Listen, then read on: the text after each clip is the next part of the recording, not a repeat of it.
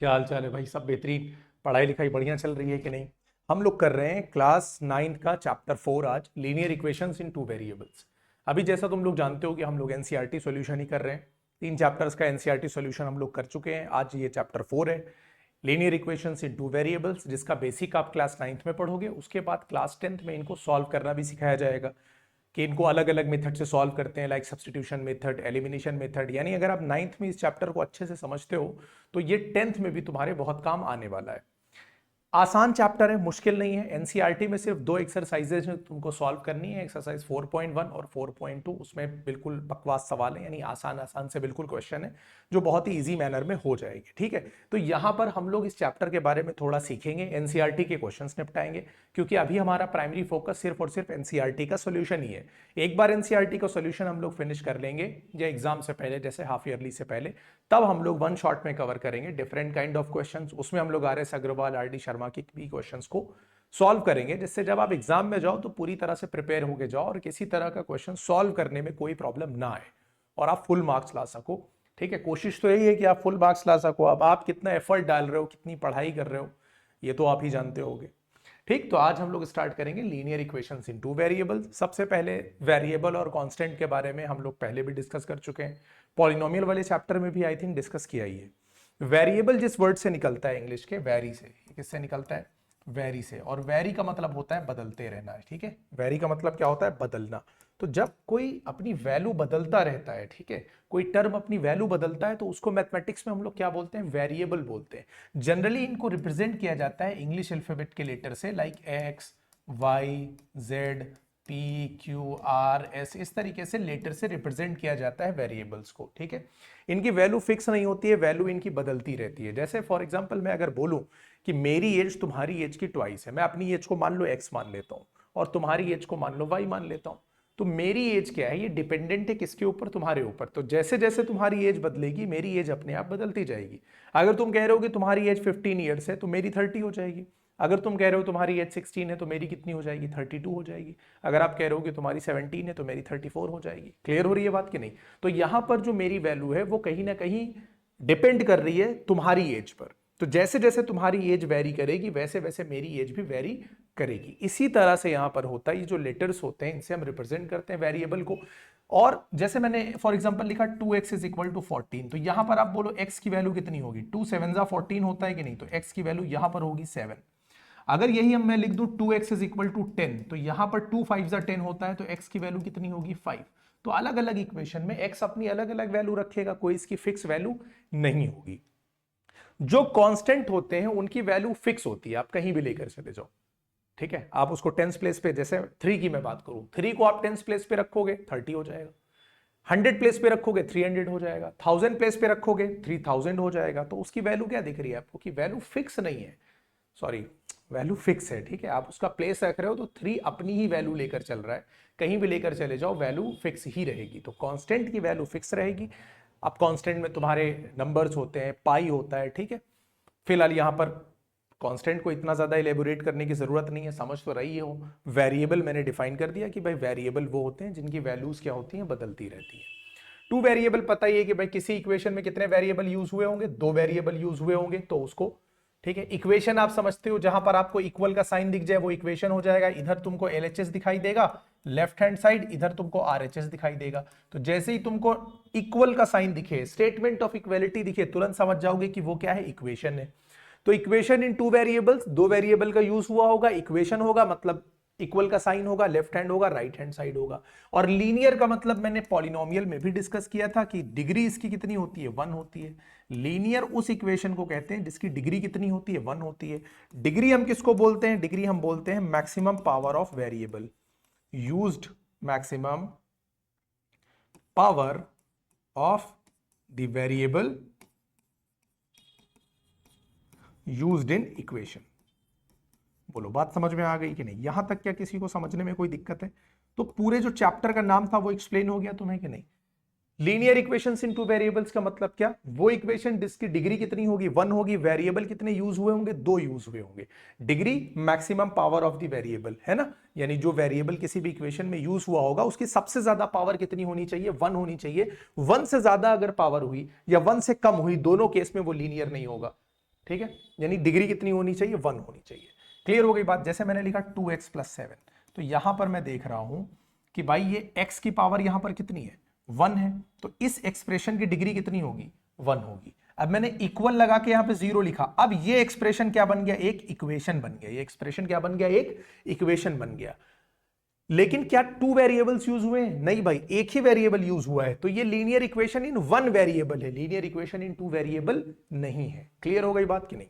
अच्छा, अब मैं कहूं x² + 2x + 7, वेरिएबल तो एक ही यूज हुआ है, लेकिन डिग्री कितनी हो गई, 2 हो गई। जैसे ही डिग्री 2 हुई, भाई ये लीनियर रह ही नहीं गया। जब लीनियर ही नहीं रह गया तो 2 वेरिएबल चेक करने की मुझे जरूरत ही नहीं है। क्लियर हो रही है बात कि नहीं। अच्छा, 2x + 7y + 5 = 0। यहां पर जो वेरिएबल यूज हुए हैं, देखो यहां पर x यूज हुआ है और y यूज हुआ है। वेरिएबल कितने यूज हुए हैं, 2। इक्वल का साइन दिखाई दे रहा है, मतलब इक्वेशन है। x की पावर यहां भी 1 है, y की पावर यहां भी 1 है, यानी मैक्सिमम पावर 1 है। इसका मतलब ये लीनियर भी है, तो लीनियर भी हो गया, इक्वेशन भी हो गया, 2 वेरिएबल भी यूज हो गए, तो ये क्या हो जाएगा, लीनियर इक्वेशन इन 2 वेरिएबल्स। बोलो बात समझ में आ गई कि नहीं। तो क्या हम लोग लीनियर इक्वेशन इन 2 वेरिएबल को अब आसानी से समझ सकते हैं, पहचान सकते हैं। ठीक है, इसकी जो जनरल फॉर्म अब होगी, यानी देखने में कैसा लगेगा, देखने में ये कुछ इस तरह से लगेगा। इसकी जो जनरल फॉर्म होगी, अब देखो हम लोगों ने क्या बात किया कि इसमें 2 वेरिएबल हो और दोनों के साथ कुछ ना कुछ नंबर लगा होगा मान लो, तो इसकी जनरल फॉर्म क्या होगी, ax + by + c = 0। ये इसकी जनरल फॉर्म, यानी देखने में ऐसा लगेगा। और कंडीशन क्या होगी कि भाई a भी 0 नहीं हो सकता और b भी 0 नहीं हो सकता, यानी a और b दोनों 0 नहीं हो सकते। अच्छा, यहां पर a b c क्या है, कांस्टेंट है। अभी मैंने तुमसे क्या कहा था कि हम लोग लेटर से कांस्टेंट को भी रिप्रेजेंट करते हैं, लेकिन वहां पर मेंशन कर देते हैं कि भाई ये जो a b c ये कांस्टेंट है, क्योंकि यहां तो सारे लेटर्स दिखाई दे रहे हैं, a b c x y सब लेटर्स हैं, तो वेरिएबल कौन से हैं, x और y वेरिएबल है। a b c हमने मेंशन कर दिया कि ये क्या है, कांस्टेंट है। 0 क्यों नहीं हो सकता, देखो a 0 होगा तो ये टर्म गायब हो जाएगा, जैसे ये टर्म गायब हो जाएगा बचेगा ये, तो जब एक ही वेरिएबल बचा तो क्या हो जाएगा, लीनियर इक्वेशन इन 1 वेरिएबल हो जाएगा। इसी तरह से अगर मैंने b को 0 कर दिया तो b खत्म हो जाएगा, तो ax + c, फिर एक वेरिएबल बचेगा, तो फिर ये लीनियर इक्वेशन इन 1 वेरिएबल ही हो जाएगा। तो इसलिए a और b 0 नहीं हो सकते, c बिल्कुल 0 हो सकता है, कोई प्रॉब्लम नहीं है। बात समझ में आ गई। अब मुझे इक्वेशन देके कई बार ये क्या करते हैं कि एक क्वेश्चन देंगे, जैसे बोलेंगे 2x + 5y = 7, और मुझसे कहेंगे भाई ए बी सी की वैल्यू बता दो, इनके कोएफिशिएंट जो हैं, यानी x और y के कोएफिशिएंट और c जो तुम्हारा कांस्टेंट टर्म, तुमसे कहेंगे इनकी वैल्यू बता दो। पहला काम ये करना कि सारा का सारा मटेरियल लेफ्ट हैंड पे शिफ्ट करना, = में 0 रखना है तुम्हें, यानी सारा का सारा मटेरियल किधर शिफ्ट करना है, लेफ्ट में शिफ्ट करो। तो 2x + 5y और ये +7 को इधर लेकर जाओगे तो -7 और = हो जाएगा 0। बोलो ये बात समझ में आ गई कि नहीं। मैंने क्या किया, सारा मटेरियल लेफ्ट में शिफ्ट किया, = में 0 किया, कोई मुश्किल नहीं थी, बिल्कुल आसान है कि नहीं। अब तुमको क्या करना है, ए बी सी की वैल्यू निकालनी है। कुछ ना करो, x का साथी देख लो भाई, तो x का साथी a होता है तो ये हो गया 2, y का साथी b होता है, देखो y का साथी देख लो कितना हो गया, 5 हो गया कि नहीं। -7 यानी जो बचा हुआ था, c कितना हो गया, -7 हो गया, यानी x का साथी 2 हो गया, y का साथी 5 हो गया और c बचा वो यहां पर मैंने y लिख दिया, y का जो साथी है यानी b वो 5 हो गया और c = -7 हो गया। a b c की वैल्यू आसानी से आ गई। अब मान लो कहीं पर सिर्फ लिखा हुआ है 2x + 5 = 0, तो भाई यहां पर x का साथी है तो कितना है, 2 हो गया कि नहीं, लेकिन y तो यहां पे है ही नहीं। अब अगर y है ही नहीं तो y का साथी कितना हो जाएगा, 0 हो जाएगा। y 0 नहीं, y का साथी क्या रहा होगा, 0 रहा होगा, यानी b 0 रहा होगा, तभी तो उसने y को गायब कर दिया। y का साथी 0 रहा होगा, y × 0 गायब हो गया होगा, ठीक है। और c कितना हो गया, 5 हो गया, ठीक है। तो इस तरह क्वेश्चंस में तुमसे क्या बोलेगा कि भाई कंपेयर करो और कंपेयर करके आंसर दे दो, यानी ठीक है। अभी हम लोग इसको पहली एक्सरसाइज के क्वेश्चन में इसको कवर करेंगे। क्लियर हो रही है बात कि नहीं। तो एक काम करते हैं, लगे आते एक क्वेश्चन लगा ही लेते हैं, है ना। चलो देखते हैं, पहले क्वेश्चन नंबर 2 हम लोग करेंगे, ठीक है। पहले क्वेश्चन नंबर 2 करेंगे, उसके बाद हम लोग करेंगे क्वेश्चन नंबर 1, क्योंकि ये अभी अभी हम लोगों ने समझा है तो पहले इसको सॉल्व कर लेते हैं। इसमें क्या कह रहा है, express the following linear equation in the form ax plus B Y plus C is equal to zero. मतलब ये है कि सारा मटेरियल लेफ्ट में शिफ्ट करके इक्वल टू जीरो रख दो। इक्वल टू जीरो है, बहुत अच्छी बात है, नहीं है तो सबको लेफ्ट में शिफ्ट करके जीरो कर दो। And indicate the values of A B C in each cases. तो एक एक क्वेश्चन को हम लोग निपटाते हैं। देखो सबसे पहले पहला क्वेश्चन देखो, 2x है प्लस 3y है इज इक्वल टू 9.355 पे बार है। ठीक, मुझे क्या करना है, बार बार से तो मतलब है नहीं ना, पूरा मटेरियल किधर शिफ्ट करो, लेफ्ट में शिफ्ट करो। तो 2x प्लस 3y माइनस 9.35 बार is equal to zero. X का साथी यहां पर देखो a होता है, 2 हो गया, y का साथी क्या हो गया b यानी 3 हो गया, और जो कांस्टेंट वैल्यू बची रह गई वो c की वैल्यू हो गई। बोलो आसान है कि नहीं? बिल्कुल मुश्किल है कि आसान है। दूसरा पार्ट देखो, x minus Y by 5 minus 10 is equal to zero. पहले देखो क्या सारा का सारा मटेरियल लेफ्ट में है? हाँ है। x का साथी देखो जहां कुछ नहीं है वहां x का साथी क्या होता है? 1 होता है, क्योंकि x को हम लोग क्या लिख सकते हैं? बोलो x को क्या हम लोग 1 इंटू एक्स नहीं लिख सकते? तो x के साथ में जब कोई नंबर ना दिखाई दे तो वहां पर कोएफिशिएंट कितना होता है? 1 होता है। उसके बाद यहां पर y का साथी देखो, y का साथी देखो अपॉन में 5 है, ऊपर तो 1 होगा कि नहीं होगा? यानी ये y बाई 5 को क्या मैं ऐसे 1 बाई 5 y नहीं लिख सकता हूं? बोलो, है ना? यानी अगर नंबर को मैं अलग करूं तो 1 बाई 5 y इसको लिख सकता हूं। तो यहां पर देखो b की वैल्यू कितनी हो जाएगी? y का साथी क्या है? 1 बाई 5, और साइन कितना है? निगेटिव का, तो b की वैल्यू हो गई माइनस 1 बाई 5, और c की वैल्यू कितनी हो गई? निगेटिव 10। थर्ड वाला उठा लो भाई, negative 2x plus 3y is equal to 6। 6 को पहले क्या करोगे? लेफ्ट में लेकर आओगे। 6 को जैसे ही लेफ्ट में लाओगे निगेटिव 6 हो जाएगा, इक्वल टू 0 हो जाएगा। x के साथी को a बोलते हैं, x का साथी माइनस 2 है। y के साथी को b बोलते हैं, तो b बराबर 3, और जो c बराबर माइनस 6 तुम्हारा बचा रह गया। ठीक, चलो भाई फोर्थ उठाओ, x is equal to 3y। अब x is equal to 3y है, 3y को लेफ्ट में मूव कराओ तो x minus 3y is equal to 0 हो गया। x का साथी यहां पर देखो कितना है? 1। y का साथी यानी b कितना है? बोलो माइनस 3, और कांस्टेंट टर्म तो है ही नहीं, तो c बराबर कितना हो जाएगा? 0। समझ में आता जा रहा है? 5 उठाओ, 2x is equal to negative 5y, negative 5y को लेफ्ट में लाओ तो कितना हो जाएगा? Plus 5y। x के साथी को a बोलते हैं, तो a बराबर 2 हो गया। y के साथी को b बोलते हैं, b बराबर 5 हो गया। कांस्टेंट टर्म तो कोई दिख नहीं रहा, तो c बराबर कितना हो जाएगा? 0 हो जाएगा। 6 3x plus 2 is equal to 0। अब देखो x के साथी भाई पूरा का पूरा लेफ्ट में ऑलरेडी है, इक्वल टू 0 है। x का साथी a, तो a इज इक्वल टू कितना हो गया? 3। y तो दिख ही नहीं रहा, y नहीं दिख रहा, इसका मतलब b 0 रहा होगा, तो b बराबर 0, और c बराबर कितना हो गया? 2।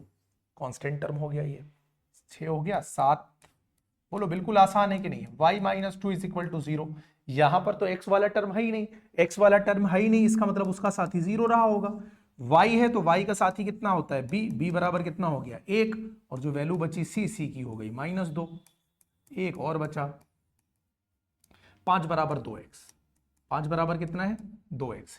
दो तरीके हैं, या तो 5 को उधर ले जाओ, या तो 2x को इधर लाओ, जो मर्जी है वो कर लो। 5 को अगर मैं उधर लेकर चला जाऊं ऐसे, तो ये हो जाएगा 2x माइनस 5, और इक्वल टू मैंने क्या कर दिया? 0। ठीक, तो a बराबर यहां से कितना हो जाएगा? x का साथी 2, और y वाला टर्म तो है नहीं, तो b तो हो गया 0, और c बराबर कितना हो गया? बोलो माइनस 5। बोलो आसान है कि नहीं? हो सकता है कोई 2x को इधर ले आता, ये भी तुम कर सकते थे। तो 2x को अगर तुम लेफ्ट में लेकर आते तो हो जाता माइनस 2x, और माइनस 2x प्लस 5, तो x का साथी a माइनस 2 हो जाता और c प्लस 5 हो जाता। दोनों सही है, बिल्कुल दोनों तरह से इसको कर सकते हो। बोलो बात समझ में आ रही है कि नहीं? क्लियर दिख रहा है? 1 मिनट। ठीक है, अब आते हैं, देखो अब वापस आओ पहले क्वेश्चन पर। The cost of a notebook is twice the cost of a pen. भाई ये क्या कह रहे हैं कि एक नोटबुक की जो कॉस्ट है ना, इसमें दो चीजें, एक नोटबुक की जो कॉस्ट है वो पेन की कॉस्ट से ट्वाइस है। ट्वाइस का मतलब समझते हो? 2 गुना। बोलो, ट्वाइस का मतलब यही होता है। Write a linear equation in 2 variables to represent this statement. आगे इन्होंने पहले ही कहा है कि भाई कॉस्ट ऑफ अ नोटबुक कितनी लेनी है? x रुपीज लेनी है, और and that of a pen, यानी कॉस्ट जो पेन की है वो y रुपीज है। आप क्या करो, देखो सबसे पहले यहां पर हम लोग लिख लेते हैं अपने पास क्या क्या इंफॉर्मेशन है। देखो, कॉस्ट ऑफ अ नोटबुक इन्होंने मुझे दे रखी है पहले से, कितनी दे रखी है, एक्स रुपीज, ठीक है।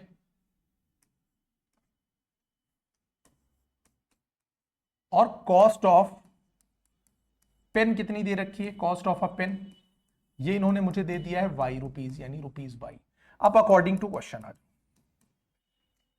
जो नोटबुक की कॉस्ट है वो पेन की कॉस्ट से ट्वाइस है। पहले आप ऐसे लिख दो, यहां लिख दो आप नोटबुक की कॉस्ट एक्स रुपीज, और इधर लिख दो आप इक्वल के वाई रुपीज, ठीक है, पेन की कॉस्ट लिख दिया। अब मुझे इक्वेशन बनाना है, यानी इक्वेशन क्या करता है, बैलेंस करता है दोनों की कॉस्ट को। एलएचएस आरएचएस बराबर होना चाहिए। ये वाली जो कॉस्ट है इस वाली की ट्वाइस है।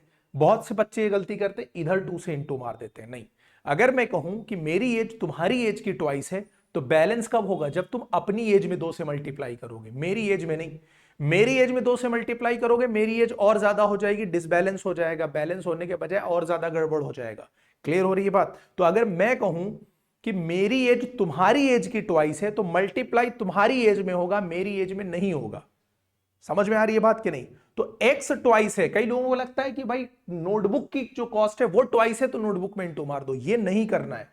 तो ये इसका ट्वाइस है, मतलब इसमें मैं 2 से इंटू कर दूं, बस बैलेंस हो जाएगा कि नहीं हो जाएगा। बात समझ में आ रही है कि नहीं। इसका मतलब ये हुआ कि अगर पेन 1 रुपए का है तो नोटबुक की कॉस्ट 2 रुपए है। बैलेंस कैसे करेंगे भाई, इसमें 2 से इंटू करेंगे, बैलेंस अपने आप हो जाएगा। समझ में आ गई बात कि नहीं। यही चीज हम लोगों ने यहां पर इस्तेमाल करी, तो x बराबर 2y हो गया कि नहीं हो गया। अब सारा का सारा मटेरियल मुझे लेफ्ट में शिफ्ट करना होता है, तो मैंने लेफ्ट में शिफ्ट कर दिया, इक्वल टू 0 हो गया। एक स्टेटमेंट बन गया कि नहीं, स्टेटमेंट ऑफ इक्वालिटी। यही तो तुमसे पूछ रहे थे कि भाई एक लीनियर इक्वेशन बना दो इस स्टेटमेंट को रिप्रेजेंट करने के लिए, बन गया। Hence the required linear equation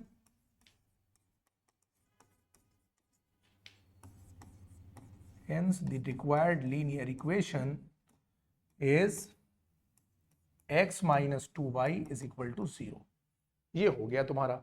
2 he question थे तुम्हारे इस एक्सरसाइज में, कितने थे, 2, और दोनों हम लोगों ने यहां पर निपटा लिए। अब हम लोग चलते हैं आगे। पहला हो गया, दूसरा हो गया, इसमें आ जाओ। Which of the following option is true and why. अब ये एक इन्होंने लीनियर इक्वेशन दिया और पूछ रहे हैं कि भाई इसका एक यूनिक सॉल्यूशन है, या सिर्फ 2 सॉल्यूशन है, या इनफाइनाइटली मेनी सॉल्यूशन है। होता यह है कि जितने वेरिएबल यूज किए जाएंगे उनको सॉल्व करने के लिए कम से कम उतने ही इक्वेशन चाहिए। नहीं समझ में आई मेरी बात। मैं ये कह रहा हूं कि तुमको जितने वेरिएबल यूज किए जाएंगे, यानी किसी भी इक्वेशन में जितने वेरिएबल दिए जाएंगे, उनको सॉल्व करने के लिए कम से कम तुमको उतने ही इक्वेशन लगेंगे, तब उनका यूनिक सोल्यूशन आएगा। अदरवाइज यूनिक सोल्यूशन नहीं मिलेगा। मतलब ये हुआ, अगर 2 वेरिएबल यूज हुए हैं तो उनको सॉल्व करने के लिए कम से कम 2 इक्वेशन चाहिए होंगे, तब तुम्हें उनकी एग्जैक्ट वैल्यू मिलेगी, वरना नहीं मिलेगी। अगर कहीं 3 वेरिएबल यूज हुए हैं तो उनको सॉल्व करने के लिए कम से कम 3 इक्वेशन चाहिए, और अगर 3 इक्वेशन तुमको नहीं मिला तो एग्जैक्ट वैल्यू फाइंड नहीं कर पाओगे। ऐसा होता है, ठीक है। तो यहां पर इक्वेशन यूज हुए, इस इक्वेशन में वेरिएबल यूज हुए हैं 2, तो इनको सॉल्व करने के लिए कम से कम 2 इक्वेशन चाहिए थे। तो यूनिक सोल्यूशन तो होने से रहा, यूनिक सोल्यूशन आएगा नहीं, तो भी नहीं, इनफाइनाइटली मेनी होंगे। अब इनफाइनाइटली मेनी क्यों होंगे, देखो y इज इक्वल टू है 3x प्लस 5। अगर मैं x को 1 कंसीडर कर लूं, let x is equal to कितना, 1, तो जैसे ही मैं x अगर 1 करूंगा तो y कितना हो जाएगा, 3 इंटू 1 प्लस 5, यानी 3 1 जा 3 प्लस 5 यानी 8 हो जाएगा। बोलो एक सोल्यूशन मिल गया कि नहीं मिल गया। अच्छा, इसी तरह से मैं x की वैल्यू अगर 2 पुट कर लूं तो y is equal to 3 into 2 plus 5, यानी 6 प्लस 5 11 हो जाएगा, 3 2 जा 6 प्लस 5। इसी तरह से आप 3 पुट करोगे तो और वैल्यूज मिलती चली जाएंगी। बोलो, या आप 0 पुट कर लो, let x is equal to मैंने कह दिया 0, तो जब x को मैंने 0 किया तो 3 इंटू 0 प्लस 5 यानी क्या बचेगा, 5 बचेगा। 3 सॉल्यूशन तो मुझे यही दिखाई दे रहे हैं। बोलो दिखाई दे रहे हैं कि नहीं। ये मैंने तुमको समझाने के लिए बताया है। आप लिखोगे क्या, for every value of x, क्या लिखोगे भाई, फॉर, यहां पर लिख दो we can see that for every value of x there exists a value of y। हम क्या देख रहे हैं that for every value of x, जब जब हम x की कोई वैल्यू लेंगे y कोई ना कोई अपनी वैल्यू देता चला जाएगा। अब तुम कोई भी वैल्यू पुट करते चले जाओ, आंसर आता चला जाएगा। इसलिए क्या होंगे, हेंस क्या पूछा था तुमसे, विच of the following option is true, hence the given equation has infinitely many solution.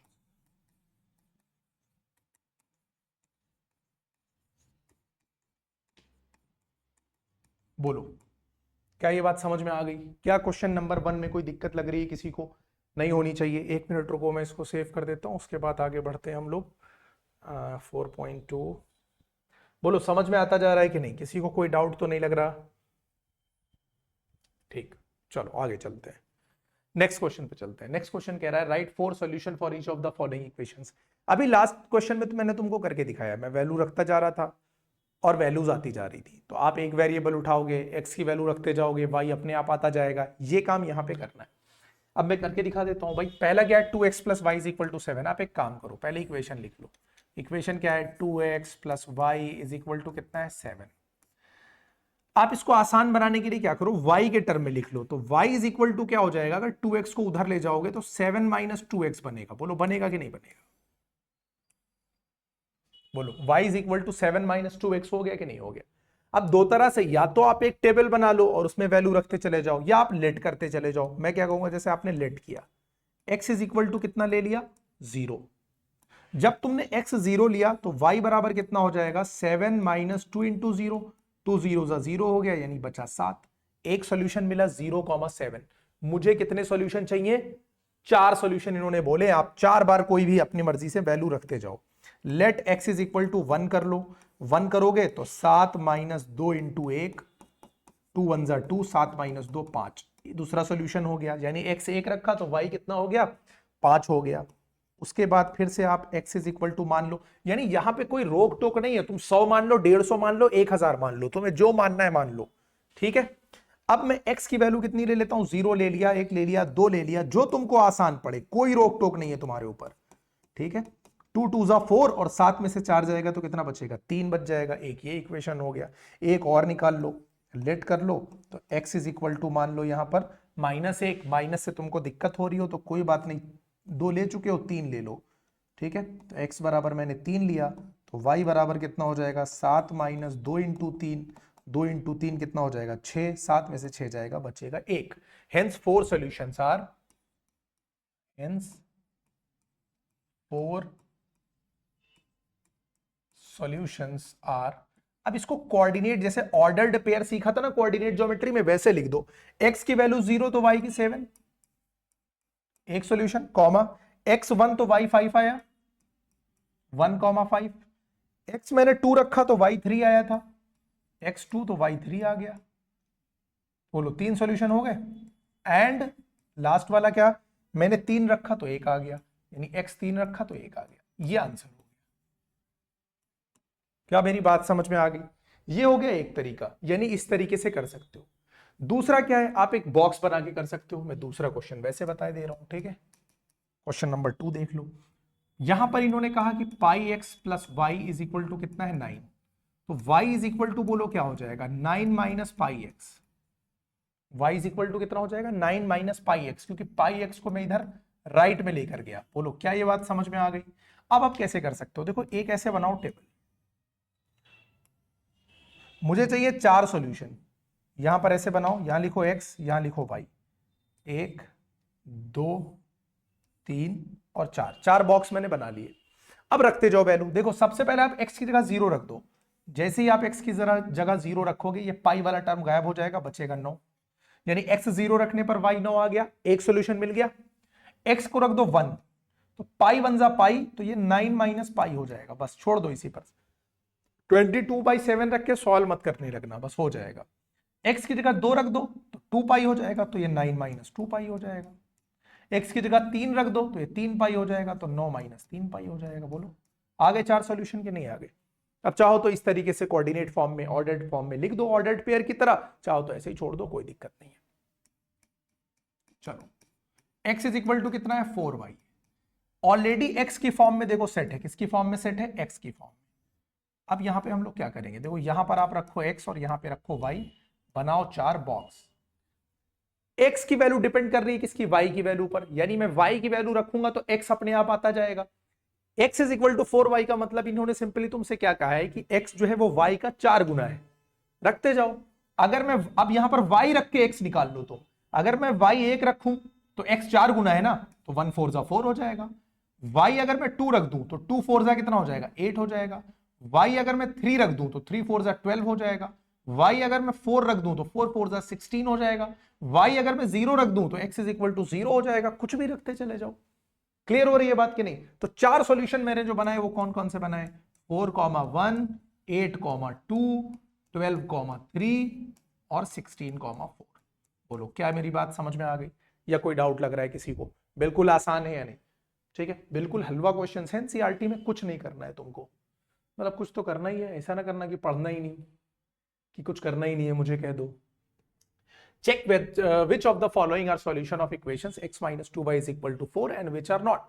एक इक्वेशन इन्होंने तुमको दे दिया x minus 2y बराबर 4, और कह रहे हैं ये जो वैल्यू दे रखी है इसमें से कौन इसका सॉल्यूशन है और कौन इसका सॉल्यूशन नहीं है।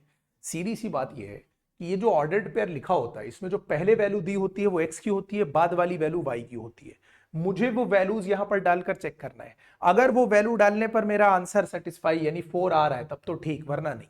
एक एक करके हम चेक करते जाएंगे, ठीक है। सबसे पहले वाले में उठाते हैं, मैं उठाता हूं LHS, ठीक है। LHS है मेरा x माइनस 2y। अब LHS की वैल्यू निकालो। x की वैल्यू कितनी है, देखो पहले के हिसाब से पहला है 0,2, तो x की वैल्यू 0 है और y की वैल्यू 2 है, तो x की जगह मैं 0 रखूंगा और y की जगह मैं 2 रखूंगा। 2 2 जा -4 होता है, 0 में से -4 जाएगा तो कितना आ जाएगा, -4। That is not equal to RHS, क्योंकि मेरा RHS कितना था, 4 था। भाई x माइनस 2y बराबर 4 है ना, तो पहला वाला तो आंसर होगा नहीं, ठीक है। चलो दूसरा चेक करते हैं। 2,0 है, फिर से LHS उठाओ, x माइनस 2y। 2,0 का मतलब क्या, देखो बेसिकली यहां से देखो मेन चीज समझने वाली है। देखो ये क्या है, ये वैल्यू x की है और यहां पर ये y है। हर क्वेश्चन में इसी तरीके से है, ये वैल्यू किसकी है, x की, और ये वैल्यू किसकी है, y की। यहां पर देखो ये वैल्यू है x की और ये वैल्यू किसकी है, y की। ये वैल्यू y की और ये वैल्यू x की। ऑर्डर्ड पेयर में हमेशा जो पहले वाली वैल्यू होगी वो x की होती है और बाद वाली वैल्यू किसकी होती है, y की होती है। तो हर बार मुझे क्या करना है, ये वैल्यूज डालकर चेक करते जाना है बस, और अपना आंसर अपने आप आ जाएगा, ठीक है।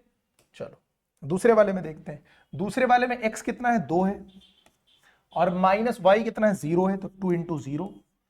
भाई 2 0 जा 0 हो गया, 2 में से 0 जाएगा 2 जाएगा, जो कि RHS के बराबर है नहीं, क्योंकि RHS मेरा कितना है, 4 है, यानी ये भी मेरा सॉल्यूशन नहीं है।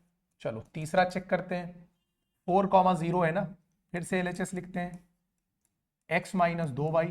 x की जगह पे इस बार 4 पुट करना है, तो चलो भाई 4 पुट कर लेते हैं, और माइनस y की जगह 0 पुट करना है, तो 4 माइनस 0, इस बार तो 4 आ गया ना, इज इक्वल टू RHS। तो जिसमें LHS RHS बराबर आ गया, ये तो इसका सॉल्यूशन हो जाएगा, ठीक है। फिर से उठाओ फोर्थ वाला part, x minus 2y। x की वैल्यू देखो यहां पर है √2 और -2 इंटू वाई की वैल्यू कितनी है, 4√2। भाई √2 माइनस 8√2, और √2 में से 8√2 जाएगा, -7√2 आएगा, जो कि RHS के बराबर नहीं है, ये भी सॉल्यूशन नहीं होगा। अब यार देखो ये जो √2 वाला है ये आप फर्स्ट चैप्टर में पढ़कर आए हो, याद है या नहीं याद है? नहीं याद है तो भाई रिवीजन करो।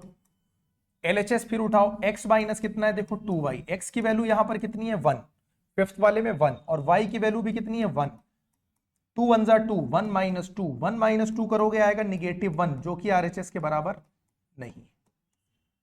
क्या बात समझ में आ गई?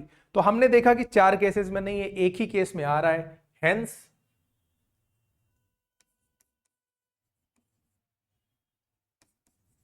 The solution of x minus 2y is equal to 4 is कौन सा आया है 4,0 ये वाला आ गया। ठीक है, बोलो क्लियर है कि नहीं? आई होप समझ में आ गया। बाकी सब इसके सॉल्यूशन नहीं है। ठीक है, एक सॉल्यूशन इसका आया। क्वेश्चन नंबर 3 हो गया, नोट कर लो इसको। चलते हैं अब हम लोग नेक्स्ट पर। एक क्वेश्चन और बच्चा, find the value of k if x is equal to 2। इन्होंने x की वैल्यू दे दी तुमको कि x 2 के बराबर है, y 1 के बराबर है। ये इसका सॉल्यूशन है इस इक्वेशन का। k की वैल्यू बतानी है। बहुत लल्लू सा क्वेश्चन, बेकार सा क्वेश्चन है, कुछ नहीं करना है। x और y दे रखा है, वहां ले जाकर पुट कर दो। ये सब बहुत छोटे हो तब से करते आ रहे थे, कोई मुश्किल नहीं दिख रही। 2x प्लस 3y बराबर कितना है k है। भाई x की वैल्यू 2 है तो 2 इंटू 2 हो गया, y की वैल्यू 1 है तो 3 इंटू 1 हो गया, 2 2 जा 4 हो गया, 4 plus 3 is equal to k हो गया, और 4 और 3 जोड़ोगे तो 7 आएगा, k बराबर 7 हो जाएगा। ये तुम्हारा आंसर हो गया। बोलो समझ में आ गया कि नहीं? और इसी के साथ तुम्हारा लीनियर इक्वेशन इन टू वेरिएबल्स यहीं पे खत्म होता है। एनसीईआरटी में जितना कंटेंट था वो तुम लोग यहाँ पर पूरा कंटेंट सीख चुके हो। अब हम लोग करेंगे नेक्स्ट लेक्चर में थोड़ा सा इंट्रोडक्शन, एक ही क्लास में होगा, इंट्रोडक्शन टू यूक्लिड ज्योमेट्री। उसके बाद हम लोग लाइंस एंड एंगल्स से स्टार्ट करेंगे, यानी ज्योमेट्री वाला पोर्शन। ठीक है, 4 चैप्टर स्टार्टिंग के हो चुके हैं, और जनरली जो तुम लोगों का हाफ ईयरली का सिलेबस होगा वो कई बच्चों का बस ट्राइंगल और हद से हद ट्राइंगल तक जाएगा, या कई जगह हेरोन्स फार्मूला भी ऐड कर दिया जाता है, तो बहुत ज़्यादा सिलेबस नहीं है। हाफ ईयरली में तो आपके पास पूरा चांस है फुल मार्क्स स्कोर करने का। ठीक है, तो थोड़ी सी मेहनत करो तो मार्क्स आ जाएंगे अच्छे।